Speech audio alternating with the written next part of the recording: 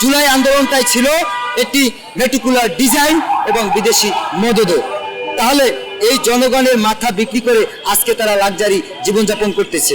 আমরা জুলাইকে প্রাধান্য কখন দিতে পারতাম, যদি এই প্রথম কাতারে এই এনসিপির নেতাকর্মী যারা আছে তারা যদি এই এনসিপি দল না করে তারা যদি বলতো যে আমরা ছাত্র সংগঠন করে আমরা রাষ্ট্রের যেই সরকারি ক্ষমতায় আসুক না কেন, যেই দলই ক্ষমতায় আসুক না কেন, আমরা জনগণের পক্ষে লড়াই করে যাব, জনগণের ন্যায্য অধিকার আদায়ের জন্য লড়াই করে যাব।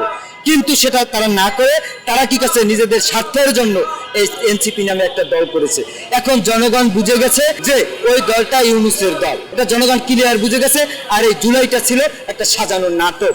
এই জন্য এই জুলাইকে জনগণ প্রত্যাখ্যান করেছে। আর এই জুলাই ডুবে গেছে, এই জুলাই বিক্রি হয়ে গেছে, এই জুলাই আর মাথা তুলে দাঁড়াতে পারবে না। আপনারা জানেন তারা ৭১-এর যে মহান মুক্তিযুদ্ধ, সেই মুক্তিযুদ্ধের সাথে এই জুলাইকে তুলনা করে। আরে ভাই, ৭১-এর মুক্তিযুদ্ধের যে ওয়েট আর এই জুলাই কি এক?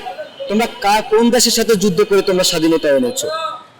বীর মুক্তিযোদ্ধারা, মহান মুক্তিযোদ্ধারা ২ লক্ষ মা বোন ইজ্জত দিয়েছে, পাকিস্তানের অন্যায়ের বিরুদ্ধে লড়াই করে স্বাধীন সার্বভৌমত্ব একটা দেশ আমাদের উপহার দিয়ে গেছে, যার নেতৃত্বে ছিল বঙ্গবন্ধু শেখ মুজিবুর রহমান, শহীদ প্রেসিডেন্ট জিয়াউর রহমান সাহেব মুক্তিযুদ্ধ করেছেন, মাওলানা ভাসানী, শেরে বাংলা একে ফজলুল হক, এরা নেতৃত্ব দিয়েছে। আজ সেই নেতৃত্বে, সেই রক্তের উপরে দাঁড়িয়ে আমরা বাঙালি জাতি পরিচয় দিতে পারতেছি।